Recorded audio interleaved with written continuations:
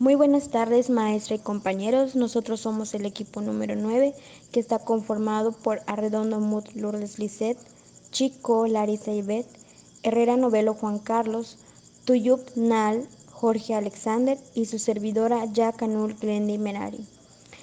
Esta vez nosotros venimos a exponer los temas 2.2.1, métodos de evaluación y su proceso, y 2.4.1, gestión, análisis y retroalimentación del rendimiento. Es importante tener en cuenta que los métodos de evaluación son de gran ayuda, pues sirven para poder saber y obtener alguna información o dato que se encuentre registrado para poder implementar mejoras con relación al desempeño dentro de una organización. De igual manera, hay que tener en cuenta que dentro de esta está la gestión del rendimiento, que se asegurará que todas las actividades cumplan con sus objetivos, y si estos no se cumplen, poder identificar cuáles son los factores que lo impiden. Buenas tardes, maestro y compañeros. Mi nombre es Larisa Ivette Chico y para iniciar vamos a presentar el tema 2.2.1, métodos de evaluación y su proceso. Pero antes de iniciar, respondamos la siguiente pregunta. ¿A qué nos referimos cuando hablamos de estos? Bueno, es muy fácil, ya que estos métodos de evaluación son utilizados como un medio que ayuda a recopilar información y datos, los cuales pueden llegarse a registrar, procesar y canalizar, para que así se pueda mejorar el desempeño dentro de las organizaciones. Bueno, estos métodos se dividen en tres, los cuales son los métodos tradicionales de evaluación del desempeño, métodos de evaluación con base en el pasado y método de evaluación con base en el desempeño futuro. Dentro de cada uno de estos métodos se encuentran otros métodos que a continuación mis compañeros les irán explicando un poco más sobre estos. Hola, buenas tardes. Mi nombre es Lourdes Arredondo y les estaré hablando sobre los métodos tradicionales de evaluación de desempeño. Nos dice que estos métodos varían de una organización a otra, porque cada una tiende a construir su propio sistema para evaluar el desempeño de las personas. Se sabe que la importancia de la evaluación de desempeño ha conducido a la creación de muchos métodos para juzgar la manera en que el empleado lleva a cabo su trabajo. Asimismo, basándose en los resultados que se ha logrado antes de la evaluación, la mayor parte de estas técnicas constituye un esfuerzo para reducir los inconvenientes que se identifican en otros enfoques. De igual manera, se sabe que ninguna de estas técnicas es perfecta, ya que cada una posee sus ventajas y desventajas. A continuación les hablaré sobre los principales métodos. Por ejemplo, los métodos de escalas gráficas, métodos de investigación de campo, métodos de incidentes críticos, métodos de comprobación por pares, métodos de frases descriptivas. Como primer método de escalas gráficas, nos dice que evalúa el desempeño de los integrantes mediante factores de evaluación previamente definidos y graduados. Es por ello que los factores de evaluación son las calidades que posee el integrante que se posee evaluar. Por ello se define a simple y objetivamente para evitar distorsiones. De igual manera se sabe que existen tres tipos de escalas gráficas, como podrán observar la gráfica continua, que esta se refiere en los puntos externos de la evaluación que sitúa a un punto cualquiera de la línea que los une. Como podrán observar, igual la gráfica semicontinua nos dice que es idéntico a las continuas, solo que incluye puntos intermedios definidos para facilitar la evaluación. Y por último, la gráfica de discontinuas. Estas escalas son aquellas que ya se establecieron y describieron. la posición de sus marcas y de las que el evaluador tendrá que escoger para evaluar el desempeño. De igual manera, se sabe que el método de la evaluación de escalas gráficas se debe emplear con sumo cuidado para evitar desviaciones como las siguientes: los criterios de nebulosos, efecto de halo, benevolencia frente al rigor exagerado, la tendencia central y por último los prejuicios. De igual manera, este método existe la ventaja y las desventajas. Como podrán ver, nos dice que la ventaja es que facilita la comprensión, aplicación sencilla, los evaluadores no requieren tanta la capacitación y por último puede ser aplicada a una gran cantidad de personas. En las desventajas, no brinda flexibilidad al evaluador, sujeto a distorsiones e interferencias personales de los evaluadores. Método de investigación de campo.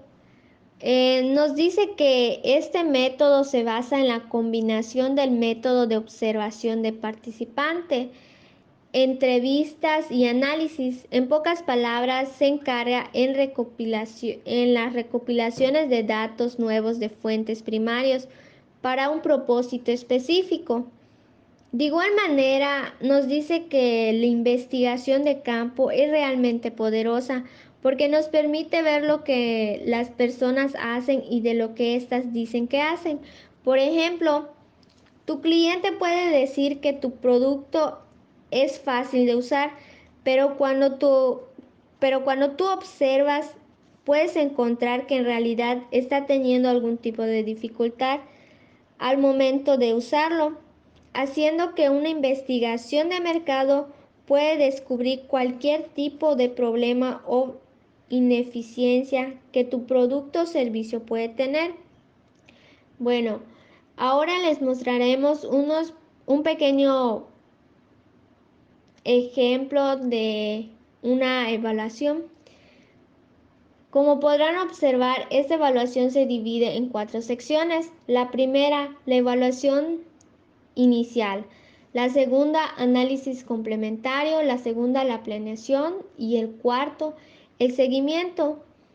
De igual manera, nos dice que para poder llevar a cabo una investigación de campo es necesario seguir los siguientes pasos. El número 1 nos dice que hay que planear en equipo. El 2, definir su público. El 3, objetivo de la investigación. 4, levantamiento de campo. 5, análisis de datos. Y por último, informe de resultados. Métodos de incidentes críticos. Este método es simple de evaluación de desempeño, desarrollado por los técnicos de las Fuerzas Armadas de Estados Unidos durante la Segunda Guerra Mundial. Nos dice que es un método de investigación cualitativa que se utiliza para identificar los atributos de los clientes, valorando de un producto o servicio. Por ello consiste en entrevistar a un conjunto de clientes de forma individual o grupal, preguntándose a crear de los aspectos de un producto o servicio que les provoca. Característica de método de incidentes críticos. Nos dice que se basa en el comportamiento humano que tiene características extremas. El 2 nos dice que permite al líder observar y registrar hechos negativos y positivos de desempeño del evaluado. En tercero, las excepciones positivas deben de destacarse y emplearse con mayor frecuencia, y las negativas de igual manera nos dice que se deben corregir o de otra manera eliminarse. La técnica de incidentes críticos permite obtener conocimiento sobre las necesidades de los clientes categorizándolas y aportando información estructurada que será utilizada posteriormente para el diseño de cuestionarios de satisfacción. En este punto tenemos un ejemplo de incidentes críticos. Como podrán ver, es una pequeña tabla, está dividida en dos secciones, el lado rojo y el lado azul. Nos pide la sección de fecha de hecho, el elemento, incidentes crítico, negativo, y en el otro lado de igual manera nos tienen dado la fecha de hecho, elemento, incidente crítico, y ya en este caso ya sería positivo. Como podrán observar en la parte de abajo de la tabla, nos dan unos pequeños ejemplos de elemento, como podrá ser el trabajo de la lentitud, perdió tiempo en el periodo de trabajo, no indicó su tarea con celeridad. Método de comprobación por pares. Esto nos dice que clasifica a los empleados mediante una tabla de todos los pares posibles de individuos por cada característica. Su propósito es que indica al mejoramiento de estos pares, ya que ayuda a que el método de clasificación sea más eficiente. De igual manera se clasifica por comparar a los empleados de dos en dos. Su proceso es simple y poco eficiente. Se recomienda cuando los evaluadores no tienen las condiciones para emplear métodos de evaluación más complejas. De igual manera, este método tiene su ventaja y desventaja. La desventaja es que supera a las dificultades de la tendencia a la medición central y excesiva. El otro sería que el proceso es simple de fácil aplicación, bajo coste, garantiza que cada empleado sea comparado con todos los demás. Las desventajas es que está sujeto a distorsiones por factores, personas o acontecimientos recientes. Es un proceso poco eficiente. El uso es solo a grupos pequeños o una sola clasificación deficiente laboral. Método de frases descriptivas.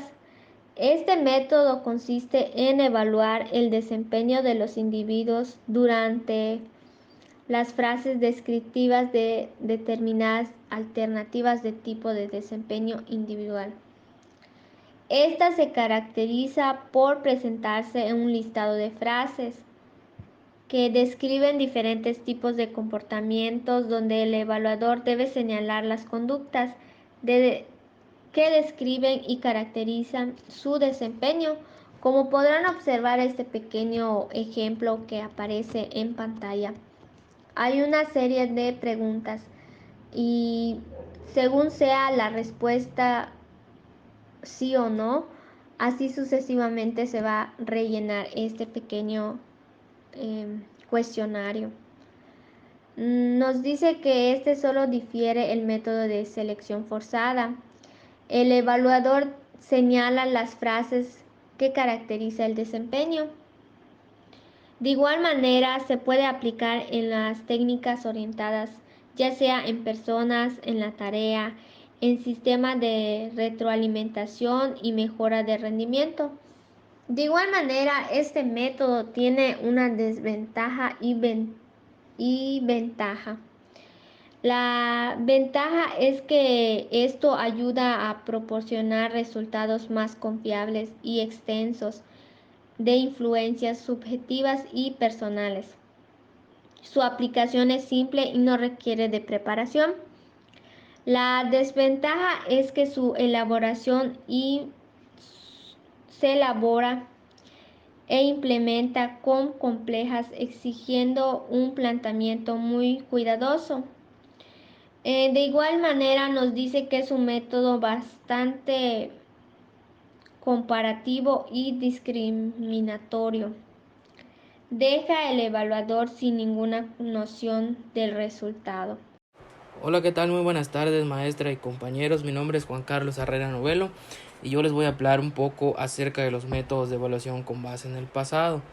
Es muy importante mencionar que estos métodos eh, son los que tienen la ventaja de que se basan en algo que ya ha sucedido y que se puede medir en cierto punto.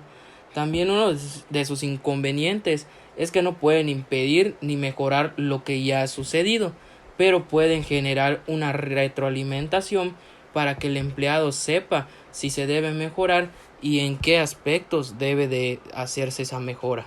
Ahora vamos a ver la primera, que es la lista de verificación, o en inglés como su nombre lo dice, que es el checklist.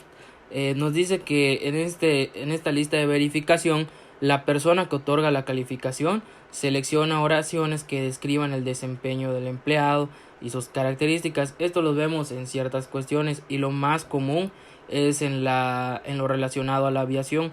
Antes de despegar, los pilotos tienen que hacer un checklist o una lista de verificación para que vean que todo lo que es de acuerdo al avión está en orden y no vayan a tener ningún percance a la hora de estar volando. Las principales ventajas pues es en la economía, en la facilidad de administración. ¿Por qué? Porque ya en las checklists ya te vas a dar cuenta, hasta puede ser independientemente de cualquier cosa, puede ser una persona, no vas a calificar el desempeño de una persona y con una checklist o con una lista de verificación, y ahí no te da mucho más facilidad.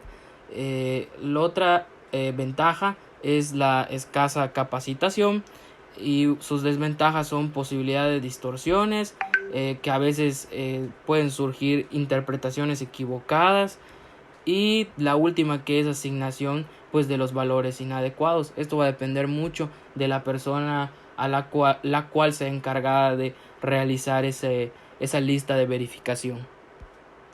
Ahora nos pasamos a lo que es el método de selección forzada.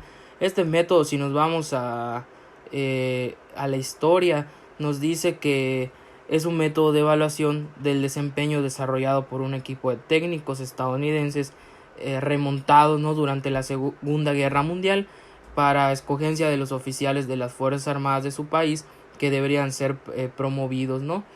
Y en pocas palabras nos dice que se emplea para evaluar el desempeño de las personas, ¿no? Una serie de frases que describen determinados tipos de desempeño individual. Nos dice también que las frases están compuestas de dos formas, que son bloques de dos frases de significado positivo y dos de significado negativo. Ahora vamos a ver lo que son sus ventajas y desventajas. En las ventajas nos dice que la principal es que reduce las distorsiones introducidas por el evaluador, es de fácil aplicación y fácil adaptación a cualquier puesto, o sea que sin ningún problema tú lo puedes emplear en cualquier tipo de puesto, y pues se puede estandarizar de manera más fácil, ¿no? Sus desventajas son que limita la utilidad de ayudar a los empleados, que los empleados pueden percibir como injusta la selección de una frase sobre otra. Esto es dependiendo también de la persona que vaya a evaluar. Y su popularidad es más baja, o sea que casi no se utiliza, es la menos popular entre los métodos. A continuación vamos a ver un ejemplo de lo que es la evaluación del desempeño. Aquí podemos ver que en primer lugar pues está donde dice trabajador, pues obviamente va el nombre del trabajador, el puesto y la sección o en el departamento en el cual se desempeña. Nos dice también a continuación encontrará frases de desempeño combinadas en bloques de 4. Nos dice que en las columnas laterales debemos anotar con una X debajo del signo positivo o más, para indicar que la frase que mejor describe el desempeño del empleado, y del signo negativo para la frase que menos define su desempeño. Dice que no debemos de dejar ni un bloque sin marcar, y pues como aquí lo vemos, aquí cada uno pues nos va dando el número, las frases, ¿no? Nos va dando en la 1, por ejemplo, dice solo hace lo que le mandan. Ahí nosotros debemos de indicar con una cruz si es positivo o negativo. O sea, si es positivo quiere decir que sí, solo hace lo que le mandan, ¿no? O si es negativo, pues quiere decir obviamente que no solo hace lo que le mandan, sino que puede hacer otras cosas más, y así sucesivamente, ¿no? Pues abajo en número 2 está el comportamiento irreprochable, acepta críticas constructivas, es una evaluación un poco clara, ¿no? Que por eso a veces decíamos que en la anterior diapositiva que podría ser un poco injusta para el trabajador, porque aquí es dependiendo a la persona que lo vaya a evaluar, es el que le va a ir asignando las tachitas o los puntitos negativos o positivos según sea el caso. Registro de acontecimientos notables. Este registro nos dice que se puede utilizar para hacer referencia al nivel jerárquico misional, pues es decir, de manera operativa. Es importante mencionar que este método demanda que el evaluador utilice una bitácora o un archivo en su computadora para poder consignar ahí las acciones más destacadas, ya sea positiva o negativamente, que efectúe el evaluado. Es muy importante de igual manera mencionar sus características principales, que es un periodo relevante a la evaluación, y que se registran solo las acciones directamente imputables al empleado. Más bien, pues como aquí lo dice, el jefe, por así llamarle, o el supervisor debe de llevar una bitácora, ya sea, mayormente se maneja en la computadora, y ahí es donde va a describir todo el comportamiento del empleado que vaya a evaluar. Como les mencionaba anteriormente, aquí podemos ver o visualizar más bien un ejemplo de lo que es una bitácora. Aquí nos dice instrucciones para el evaluador, que más que nada es el jefe o el supervisor, que nos dice que registre los incidentes específicos de carácter descollante, ya sean positivos o negativos, que caractericen el desempeño del empleado a su cargo. Ahí nos pide el nombre del empleado, nos pide el nombre del evaluador y el periodo de evaluación el cual se está emitiendo. Aquí, como es de un laboratorio, pues se pone, ¿no? Por ejemplo, aquí nos dice control de riesgos y prevención de accidentes. Todo lo que hizo el empleado para controlar algunos riesgos y para prevenir algunos accidentes. Aquí nos muestra 1, 2, 3, 4, 5 fechas, que son las que el empleado tuvo, ¿no? Ese control de riesgos y prevención de accidentes. Por ejemplo, aquí nos dice que el 16 de febrero advirtió que la puerta de emergencia estaba bloqueada y avisó al departamento de mantenimiento. Todo esto pues es manera de son formas de prevenir accidentes, ¿no? En los laboratorios. Y en otro punto nos dice también que hay un control de materias primas y material procesado. Aquí nos dice que el 24 de febrero, durante el conato de incendio, protegió el material inflamable que se encontraba en el laboratorio. Son todos los actos buenos y malos del empleado que van registrados en esta bitácora. Ahora nos vamos a lo que son las escalas de calificación conductal, y esta nos dice que utilizan el sistema de comparación del desempeño de empleado con determinados parámetros conductuales específicos. Nos dice que el objetivo principal de este método es la reducción de los elementos de distorsión y subjetividad. Nos dice que igual este tipo de escalas nos ayuda bastante, ya que pues nos permite comparar el desempeño de un empleado con distintos parámetros conductuales que son de manera específica. Aquí podemos ver un ejemplo, según el desempeño del empleado.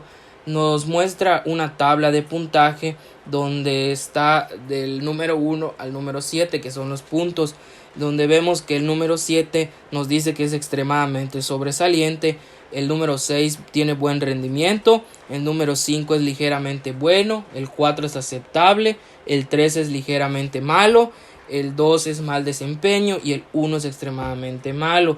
Aquí podemos ver un ejemplo de ellos, que nos dice: cumples con tu estándar de calidad. Nos dan 3 opciones. Vemos que todos los días, y aquí lo calificaron con el número 5, nos dice que es ligeramente bueno. dice que cada tercer día lo calificaron con el número 3, que es ligeramente malo, y aquí dice que con menos frecuencia pues es 0. Así que quiere decir que todos los días el empleado cumple con su estándar de calidad. En el número 2 dice falta de forma injustificada a su trabajo, y dice más de una vez pone 0, solo una vez pone ligeramente malo y nunca 5. Entonces, ¿qué quiere decir esto? Quiere decir que el empleado nunca falta de forma injustificada a su trabajo. Método de establecimiento de categorías.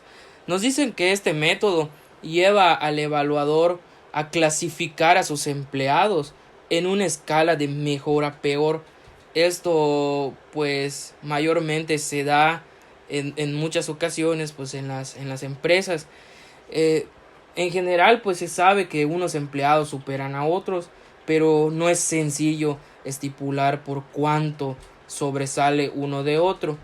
Es posible también que el empleado que reciba el número 2 sea casi igual al número 1 o muy inferior a él. Las inclinaciones personales y los acontecimientos recientes pueden distorsionar este método. Si bien es posible hacer que determinen la puntuación dos o más evaluadores para reducir el elemento subjetivo. Nos dice que entre las ventajas del método se cuenta la facilidad de administrarlo y explicarlo, pero en desventajas esa es una de las primordiales, la que acabo de mencionar, que debemos de tener dos o tres evaluadores para que el método pueda ser efectivo, porque en muchas ocasiones un evaluador puede darle una puntuación a algún evaluado que realmente no la merezca, y ahí es donde pueden haber un poco de distorsiones a la hora de dar las puntuaciones a cada evaluado. Ahora nos pasamos al método de distribución forzada. En este método se pide a cada evaluador que ubique a sus empleados en diferentes calificaciones. Por norma general, cierta proporción debe colocarse en cada categoría. En este caso, como podemos ver, el parámetro de clasificación de desempeño global, hay 10 del lado izquierdo y 10 del lado derecho. El 10 del lado izquierdo es superior y el 10 del lado derecho, el 10% del lado derecho es el inferior. Como podemos ver, comienza del 10% superior, luego pasa al 20%, luego llega a un intermedio que es el 40%, y luego pasa al otro 20% y luego pasa al 10% que es inferior. En este caso pues ya el evaluador va a colocar pues según la calificación que tenga, pues ya va a ir colocando los nombres pues en donde deban de corresponder cada uno. Ahora bien, nos dice que el método de distribución forzada puede variar, haciendo que el evaluador otorgue puntos a sus subordinados. A este método también se le conoce como método de distribución de puntos. Como podemos ver aquí en el ejemplo, están los empleados, los nombres de los empleados y los puntos. Pues cada empleado pues debe merecer un puntaje de acuerdo a su desempeño en el ámbito laboral. Pasamos al método de comparaciones pareadas. Aquí, como su nombre lo menciona, el evaluador debe de comparar a cada empleado contra todos. Aquí es un todos contra todos, con los mismos, o sea, evaluados, ¿no? Que pertenecen al mismo grupo. Aquí podemos ver claramente en el ejemplo que nos muestra donde están negritas en una escala, en la primera línea horizontal, nos muestran las calificaciones del 2 al 10. Entonces aquí cada empleado va a ser evaluado, pero aquí, como podemos ver, existen ciertas comparaciones. Aquí se comparan todos contra todos para ver cuál empleado pues es el mejor de el mejor de toda la empresa o mejor de todo el área, dependiendo a qué área se vaya a aplicar. Como ya había mencionado anteriormente, mi nombre es Meraria Canul. El día de hoy vengo a presentarles el tema métodos de evaluación con base en el desempeño futuro. Esta se centra en el desempeño, como su nombre lo dice, en el futuro, mediante la evaluación del potencial del empleado o el establecimiento de objetivos de desempeño. Esta metodología o este método puede considerar 5 técnicas básicas, los cuales iremos viendo a continuación. Una de las primeras técnicas a presentar es la autoevaluación o las autoevaluaciones. Sin embargo, ¿qué es o en qué consiste? Esta es una de las técnicas de mayor facilidad de comprensión, ya que consiste en la valoración que hace un trabajador acerca de su propio trabajo dentro de una empresa en donde labore, según ciertos parámetros proporcionados por el equipo de recursos humanos. Consideremos que esta puede ser una técnica de evaluación muy útil, ya que hay casos en los que el objetivo es alentar el desarrollo individual.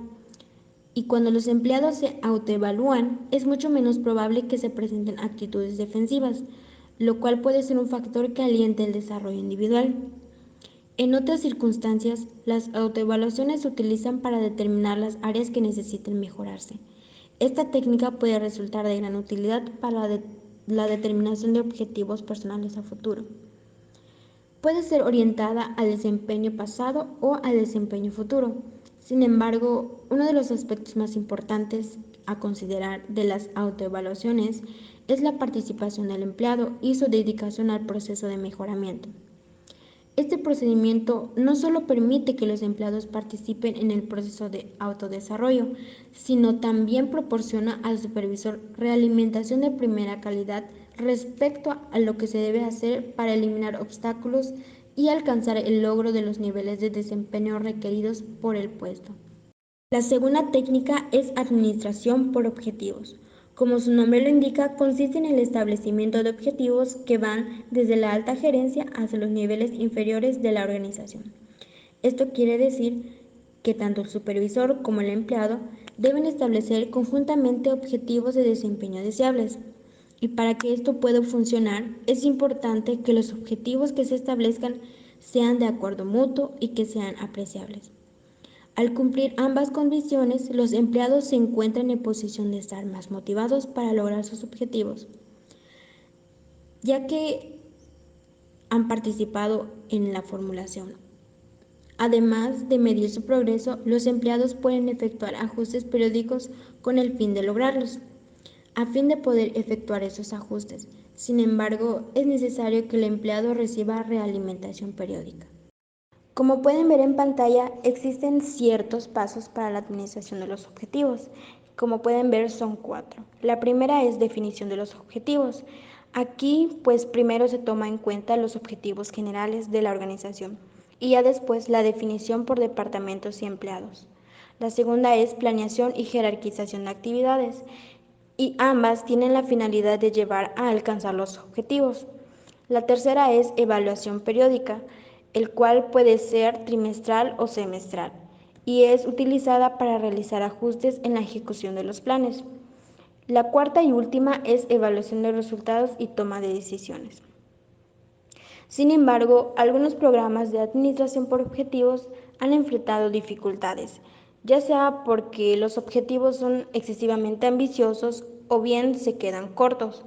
En casos como esos, los empleados se consideran tratados con injusticia, ya que se olvidan o posponen determinadas áreas. Para entenderlo mejor, prestemos atención al siguiente ejemplo.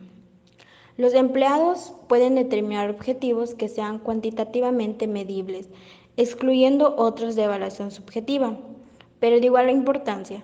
Para ilustrar esa dificultad, tomemos en cuenta la cantidad de labores realizadas, comparada con la calidad.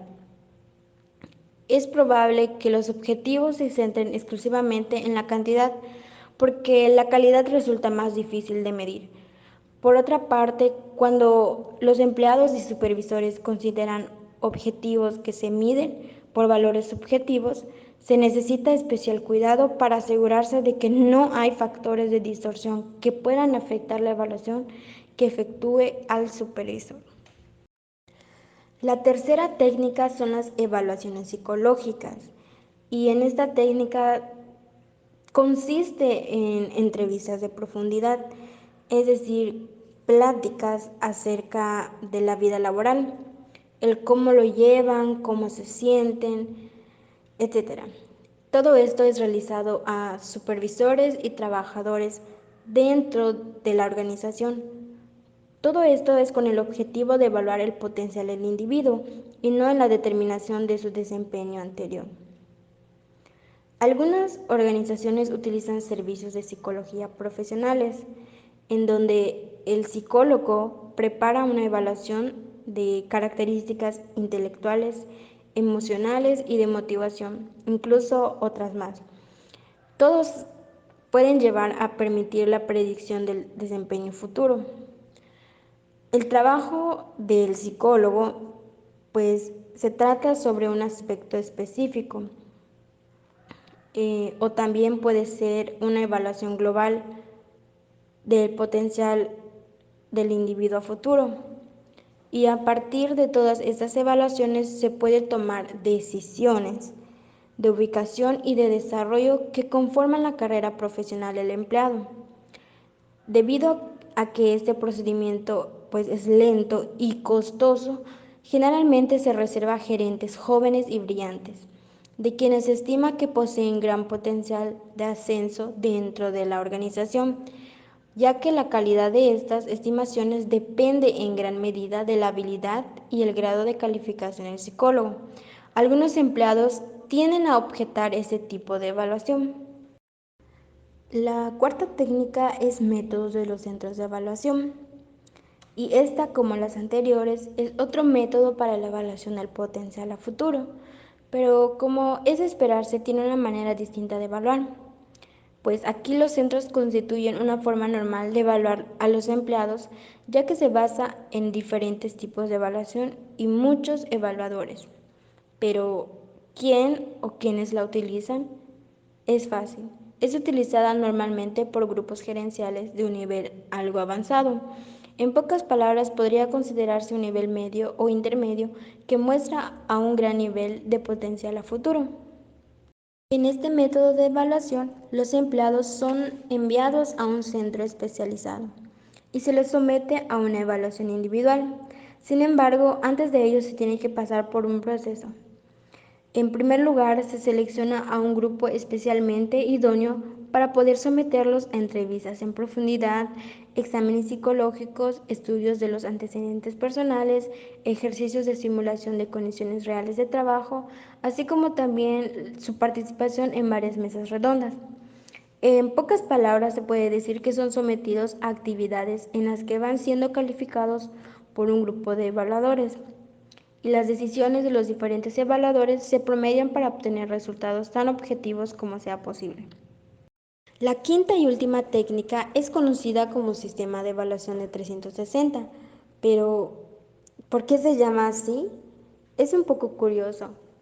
Bueno, su nombre surge del hecho de cubrir los 360 grados del compás, que simbólicamente pues representan todas las vinculaciones relevantes de una persona con su entorno laboral. En este sistema de evaluación del desempeño participan varias personas, entre ellas personas que tienen contacto de trabajo con el evaluado, incluyendo los compañeros de trabajo, además del supervisor. Es utilizada principalmente para evaluar las competencias de ejecutivos de alto nivel. Sin embargo, se usa también para que los empleados proporcionen realimentación al jefe o supervisor sobre su desempeño como guía. Además, es una manera sistematizada de obtener opiniones de diferentes personas respecto al desempeño de un individuo en particular, de un departamento o de toda una organización. ¿Qué es la gestión de rendimientos? La gestión de rendimientos es el proceso en el cual es desarrollado a través de una planificación, que es de circuito cerrado. Que dicho circuito cerrado sincroniza la generación de modelos, la medición, la adaptación y después la generación de modelos adaptados a los resultados que se obtienen. Ahora veremos la importancia de la gestión de rendimientos. Las empresas, en su mayoría pequeñas, aún teniendo un número limitado de áreas y de procesos a comparación de las empresas grandes. Deben tener un enfoque de igual manera de rendimiento para saber los resultados tanto económicos como de producción. Si la empresa se dedica más al enfoque productivo para la distribución. Dicho rendimiento permite tomar decisiones para el avance de la empresa. Puedes tener un enfoque estructurado para gestionar el rendimiento económico y operativo. Es especialmente útil tanto en las empresas grandes como en las del crecimiento. Aunque la lista de problemas que puede tener una empresa es amplia, las mayores dificultades son recopiladas y analizadas eficazmente tras la información correcta de la organización. Pues al aplicar dicha información se obtiene al aplicar el proceso de análisis de rendimiento. De igual manera, la gestión de rendimiento es muy importante, pues permite autonomizar los procesos de elaboración de presupuestos y la planeación financiera, así como la organización puede tener información precisa sobre cómo se invierten sus recursos financieros y si estos son gastados, invertidos correctamente. Cuando adoptar un proceso es necesario, pero no lo suficiente.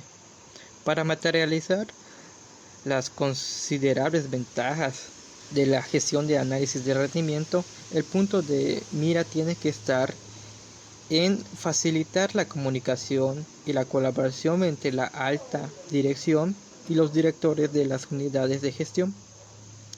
En la práctica, la mayoría de las organizaciones no incluyen la comunicación bidireccional en el proceso de la planeación. Y es aquí donde las empresas encuentran la mayor ventaja para mejorar el rendimiento empresarial y la mayor dificultad para realizar el cambio interno sin ayuda.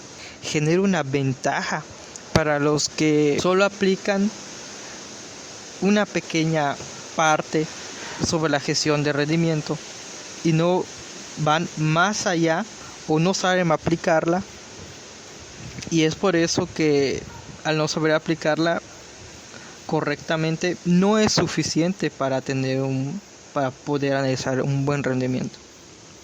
Pero aunque los cambios de cada empresa para adoptar una estrategia de la gestión y análisis de rendimiento sean de carácter satisfactorio, pues también hay diferentes formas por las cuales se aplican o cómo aplicarse. Algunas de las características comunes que permiten identificar los factores del éxito o el fracaso es, como se mencionó anteriormente, saber aplicar, no simplemente aplicarlo, sino que saber qué elementos aplicar y cómo aplicarlo, dependiendo obviamente del tipo de empresa o cómo se mueve la empresa, cómo se desarrolla la empresa. Ahora veremos el factor humano. La gestión de rendimiento pues va de la mano con la gestión de los recursos humanos, de tal manera de que esto ayuda a aumentar la productividad de la empresa al darle valor que corresponde a los empleados. Cuando se tiene en cuenta el factor humano en cualquier cambio estratégico, táctico o de procesos, la importancia del apoyo de la dirección no solo es crítica, sino es esencial. Tener una buena dirección, hacerle caer en cuenta la importancia que tiene cada empleado en el área que se determina, que den los resultados correctos del análisis que se hizo obviamente teniendo un supervisor a los resultados como parte fundamental o parte vital de la empresa, el factor humano, y que ellos lo sientan así, genera una gran ventaja para el desarrollo de la empresa y también la productividad, que como consecuencia genera recursos monetarios mucho más grandes de lo que tendría una empresa en el que no se enfoca en su factor humano. Consideraciones tecnológicas. Al pensar en una solución tecnológica que sirva como catalizador en el cambio de procesos, una organización debe tener en cuenta varios factores. La mayoría de las decisiones de compra de un software incluye evaluar la función de la reputación del proveedor y el coste total de la propiedad. Y pues la gestión de rendimiento no es ninguna excepción. Hay 3 factores adicionales que deben de tenerse en cuenta en las investigaciones específicas, que es la flexibilidad, la facilidad de uso y el grado de integración. La flexibilidad es esencial, ya que la gestión de rendimiento corporativo tiene una dependencia o tiende a depender específicamente en las prácticas empresariales de la organización y las necesidades de su sector. Cabe agregar que la flexibilidad también te permite a una compañía desarrollar el uso de la aplicación de forma que incorpore nuevos elementos de gestión de rendimientos, una filosofía diferente cuanto las necesidades cambien sin tener que empezar de nuevo. Ahora veremos la facilidad de uso.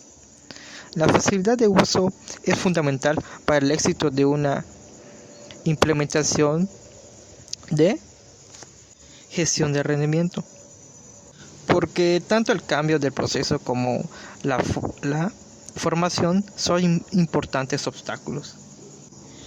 Y cabe destacar que si la interfaz del usuario es sencilla y fácil de usar, el riesgo de cometer errores se reduce y los costes de formación disminuyen. Veremos el grado de integración dentro de la propia aplicación. Es muy importante, pues con un único paquete que ofrezca el mayor nivel de integración es esencial. Y un paquete de aplicaciones totalmente integrado ofrece una facilidad de uso sin igual, inmejorable integridad de los datos y facilidad de comunicación.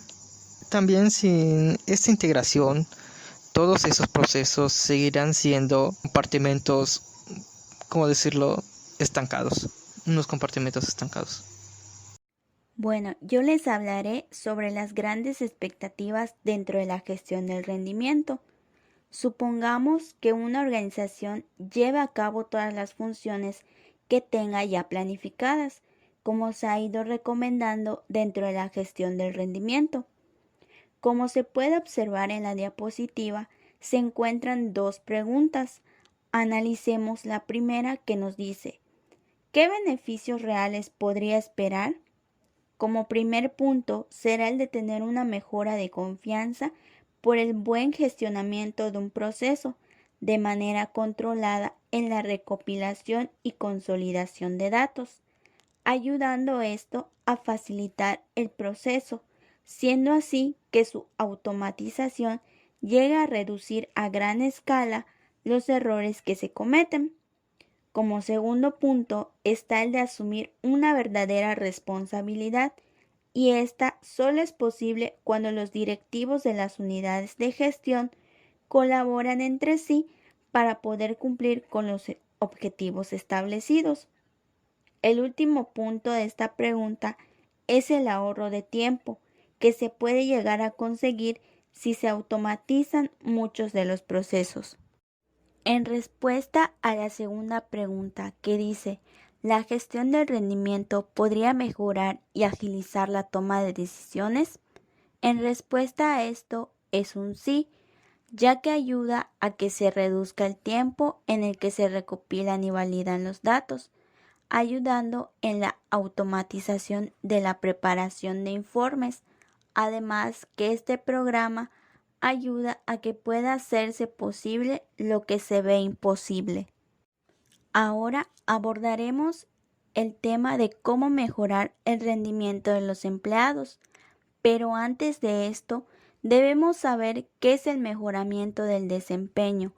Esto se refiere a que se pueda lograr que los empleados tengan y produzcan resultados de una forma positiva, es decir, que estos sean efectivos, con menos errores y menos frustraciones.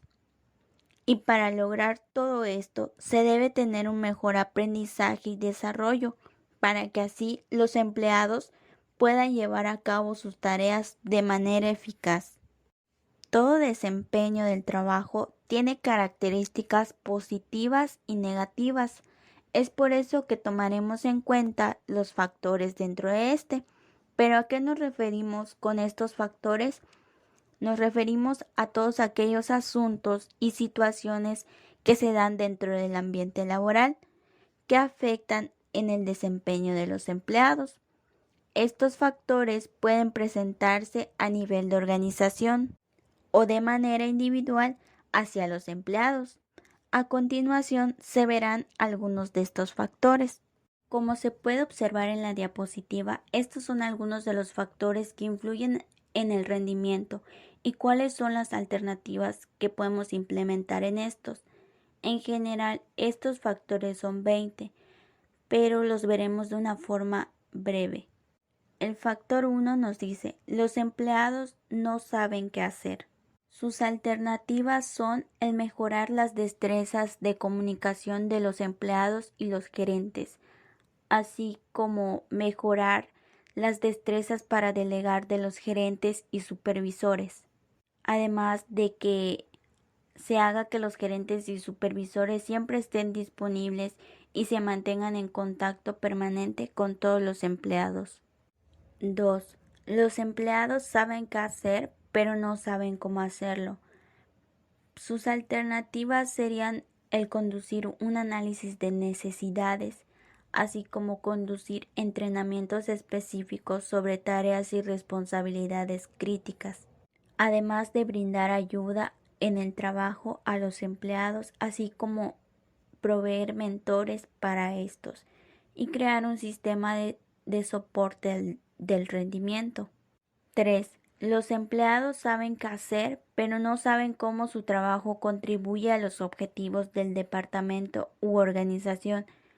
Para esto se deben de orientar a los empleados sobre toda la organización, así como publicar un boletín interno en que los empleados reciban la información sobre los departamentos y la organización. 4. Los empleados saben qué hacer, pero no saben cómo su trabajo se relaciona con el departamento de la organización. Para que no suceda esto, se debe de mantener un entrenamiento hacia los empleados y gerentes en enfoque de sistema. Y con base a este enfoque de sistema se debe hacer parte de la cultura. 5. Los empleados no cumplen con políticas, procedimientos y directrices a la gerencia. Para esto se tiene que mejorar el flujo de comunicación entre los gerentes y los empleados, así como poner por escrito y dar una explicación y recordar periódicamente las políticas y procedimientos. Siempre se debe dar a los empleados las razones y principios que motivan las políticas, los procedimientos y las disposiciones gerenciales. Además de que se deben revisar y actualizar frecuentemente las políticas y procedimientos. 6. Los empleados no están en capacidad de discernir entre un trabajo de alta prioridad y uno de baja prioridad. Entre sus alternativas es hacer que los gerentes comuniquen a los empleados semanalmente las prioridades relativas de cada trabajo o tarea, es decir, que cada proyecto tenga su prioridad y que no asigne los proyectos y tareas de la misma prioridad a los empleados, además de que se entrena a los gerentes y supervisores en un pensamiento sistemático, así como involucrar a los empleados en un proceso de planificación de los proyectos y tareas. 7. Los empleados eligen hacer constantemente trabajo de menor prioridad. Para poder mejorar esto, hay que discernir en la prioridad de los trabajos, es decir, no dejar que los empleados solo elijan en hacer constantemente los trabajos de menor prioridad, sino que hay que enfatizar, esperar y recompensar a los empleados para que estos puedan trabajar en equipo, así como delegar tareas específicas a individuos o grupos específicos para que se consideren los arreglos de puestos compartidos como entrenamiento. 8. No hay consecuencias positivas para el buen rendimiento. Hay que hacer posible y alcanzable el tener un alto rendimiento. Es decir, hay que encontrar que sea más significativo para los empleados cuando se les menciona una recompensa. Es decir, hay que recompensar al mayor número de empleados con un alto rendimiento de una forma regular. 9. Falta retroalimentación sobre el rendimiento.